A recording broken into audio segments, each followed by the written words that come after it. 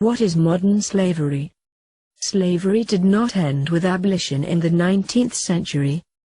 The practice still continues today in one form or another in every country in the world. From women forced into prostitution, children and adults forced to work in agriculture, domestic work, or factories and sweatshops producing goods for global supply chains, entire families forced to work for nothing to pay off generational debts, or girls forced to marry older men, the illegal practice still blights contemporary world.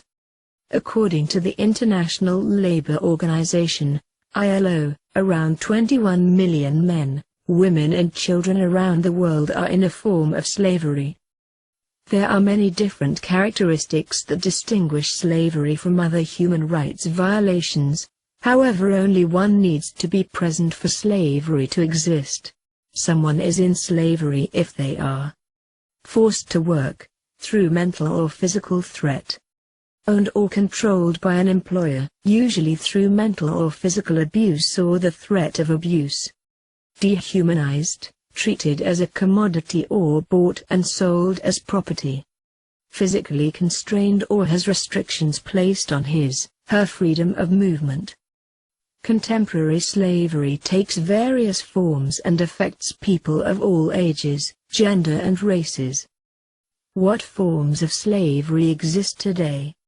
Forced labor and bonded labor, human trafficking, descent-based slavery, worst forms of child labor, slavery in supply chains, forced and early marriage, the exploitation of migrant workers in conditions amounting to slavery.